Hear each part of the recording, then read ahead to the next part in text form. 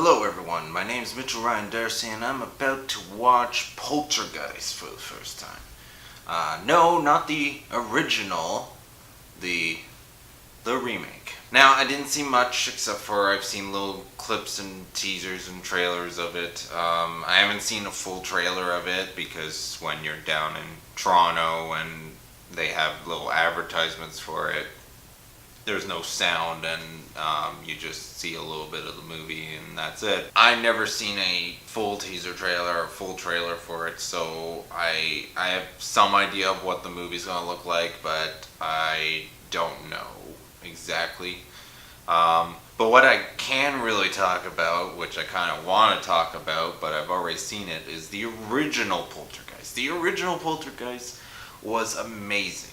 Now, I'm not one for horror films, so about 2 years ago, I started a horror marathon in October. From October 1st to the 31st, I would watch one horror film that I have never seen each day. In the first month of me doing it, which I believe was 2015, in that month, about halfway through it, at one point, I chose the original Poltergeist. When I came across that film, my gosh, that was definitely one of the highlights of that month, was that movie and John Carpenter's The Thing. And Poltergeist I loved the way it was shot, cinematography wise, it was so amazing because I don't know what it was, but all the framing looked beautiful, all the shots, and then mixing it in with the horror and spirits section of it. They found really neat ways of doing it, like that chair scene with the table. I know I know the idea of what they did to achieve that, where the camera looks away and then the camera goes back and boom, the chair's on the table. But it's just just thinking about it, I'm like, wow, they pulled that off really well. And when things were flying around a room or whatnot, it did look not cheesy, but it looked good, but not really as cohesive. But for the 80s, I believe, when it came out, it probably was amazing. So, granted, Hollywood's like, oh, okay, here's a really good older horror film. Let's remake it. Now I'm here to watch it, see if it's good. I'll let you know if it's good or bad in the next part after I watch it. So, I can't wait to watch it.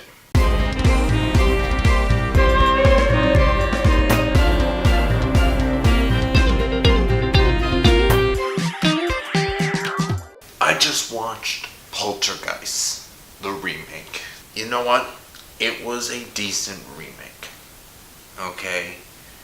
Overall, I felt it was at least half the film the original Poltergeist was. So, overall, I felt it was decent, and it really took advantage of the modern day setting, which is one of few reasons why a reboot would be a good idea. Because in the 80s, we didn't have personal camera drones or cell phones that were that advanced, and headphones and all that. So it was neat seeing a more up-to-date version of Poltergeist. The cast all did a good job. No complaints there.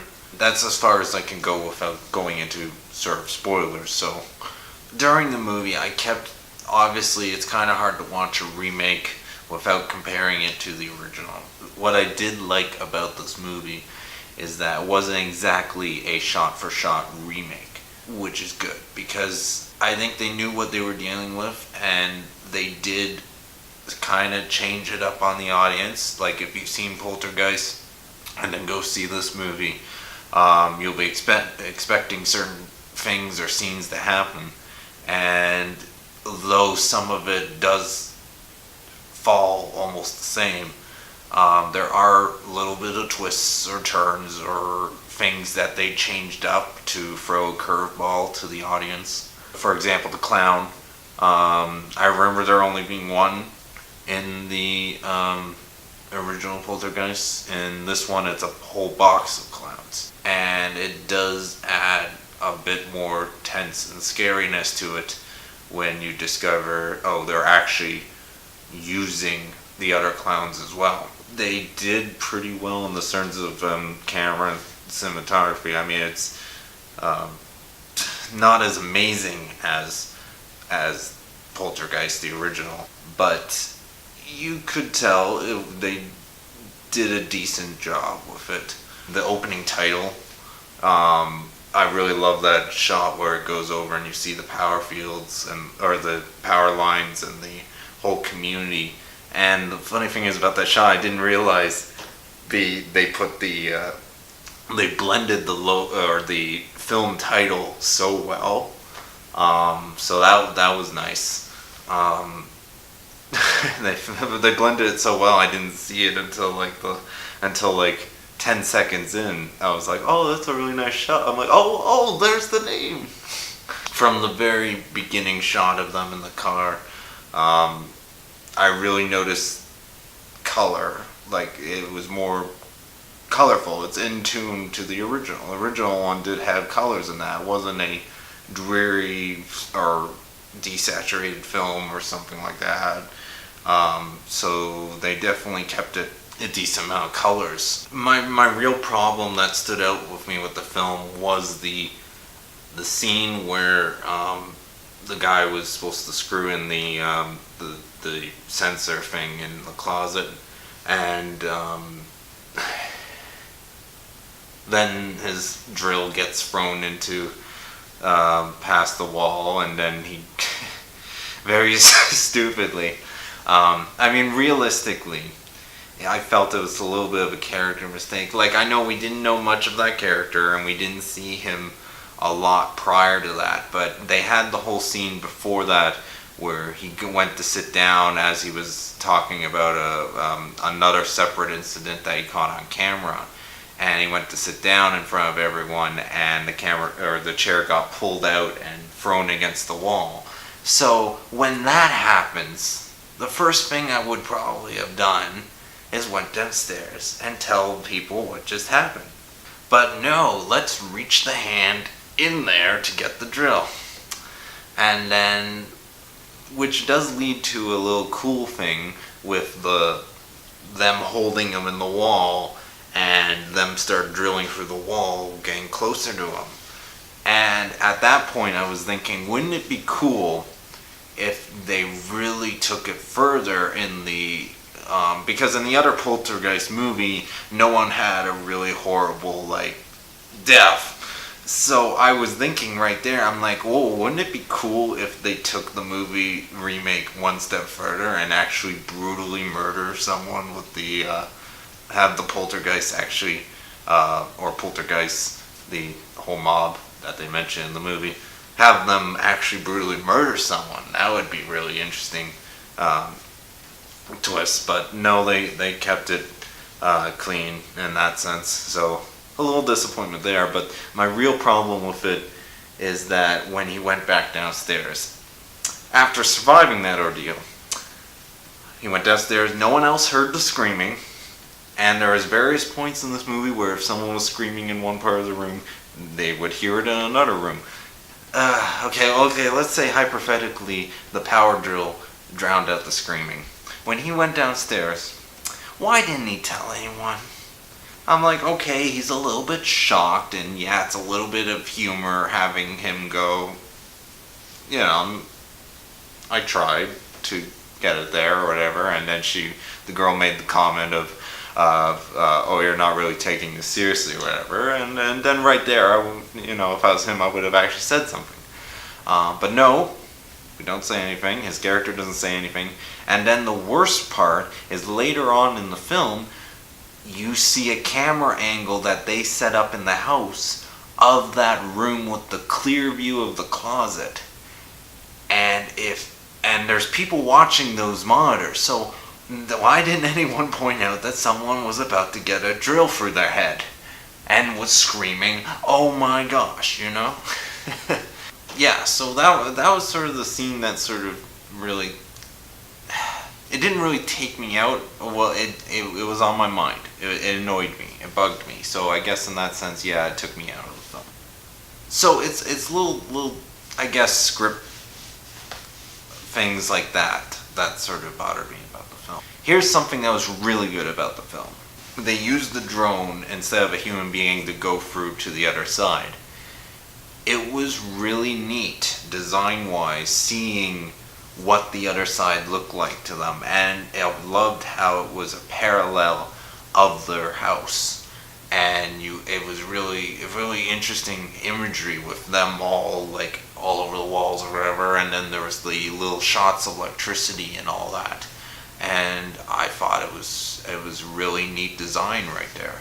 When you have the kid go in and try and save the other kid, I think it was a really neat thing that this new remake brought. That the original, if I remember correctly, they didn't actually show the other side, which is also a pretty cool thing. It's one of those things. It's like Jaws. It's like the choice to show it or not to show it. So, for example, if they do a remake of Jaws, they don't really want to hide the shark anymore because it's been done. So let's actually show it. So in this movie, they actually show where the poltergeist side of things is. Another neat thing is the actual ending. I loved it because if I remember correctly, the ending of the original Poltergeist had sort of a humor joke to the end, and they did it again with the remake. I don't remember if it's the exact same joke in the original, but I have to rewatch the original to make sure. But it did feel fresh, that ending. Now, the destruction of the house and the neighborhood in the original was amazing and unexpected when I first saw the original Poltergeist. In this movie, I was kind of expecting it, and I was really hoping they really took it really far with the destruction and that, because you got a decent budget, I would assume, and all that, so I was really hoping for something big, climactic, and all that. I loved the beginning of it with the car going through the house, or the van going through the house, which also lead into the most, I think, unintentional joke of the movie is when the van, because it's flipped over into the house, the camera zooms past the logo of the car on the front of the hood. And it made me laugh. It was the most unintentional joke because I was just thinking to myself, this movie moment is brought to you by Dodge Ram, because this van protected this family from being flipped over by poltergeists and thrown into a house. Unintentional or intentional, either way, I found that funny. But in all seriousness, the destruction of the house was decent. It definitely in no way outdid the original. Actually, the entire movie in general did not outdo the original. But there was a few moments that was really good and different. Like another example is the clowns. When you first reveal the clowns, or the clown, because you were expecting one clown and then it reveals it's a bunch of clowns, is when the kid opens the door to the little cubby hole and you see a string and he goes to pull on it and then all the clowns fall down. That's the thing I found with the scares in this movie, is most of them was realistic in the sense that it would have been something that would give me a scare, is if you pulled on something and a whole bunch of things fell over. That would be realistically scary. Or finding a squirrel in your house could be realistically scary. Or those moments where you're just standing somewhere and somebody passes you or something might trigger a scare. So the scares did feel realistic. Most of them felt pretty realistic. With Sam Rockwell in the remake, when he drinks and then stuff comes out and then he sees the reflection in the tap of what was happening to his face, which I thought was quite brilliant change from in the original movie. I remember it being a mirror or something like that, and his face peels off or something like that. So it was a very neat change. Like this whole movie had neat, very good changes, like slight variations of the original. Oh yeah, on the terms of the house destroying. Like when the skeleton popped out of the ground, it was like they kind of had to do it. That's what the problem felt with this reboot a little bit, is that it felt like because they did it in the original, they kind of had to do something in the remake related to that. Like, it was decent as the house was exploding and they were getting away and all that, and yeah, the cast did good. Who was in this movie was that I recognize is Sam Rockwell and Jard Harris. I hope I'm saying those names right. Those were the two big name actors that I recognized from other things.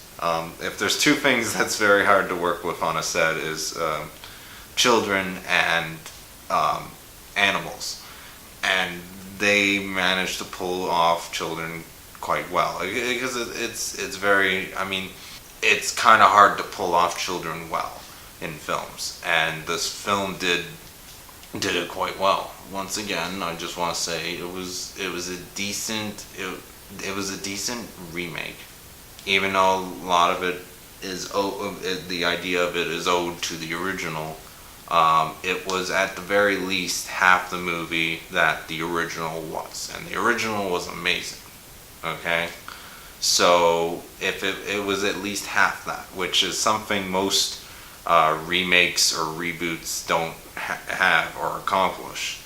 I'm glad they did a decent job with Poltergeist. Another thing I want to point out is one of the producers is Sam Raimi, so that's cool. I mean, he did some certain horror films, you know. It's Army of Darkness for anyone who can't see what the poster is behind me, which is the third of the Evil Dead trilogy, which was done by Sam Raimi. Anyways, I also noticed in the credits that they actually filmed in Hamilton, Ontario, some bits, so that's interesting because that's like very close to where I live. And they also filmed at Toronto Pinewood Studios, which I visited one time as part of a tour with Sheridan College. Anyways, so what will I watch next? Subscribe and find out.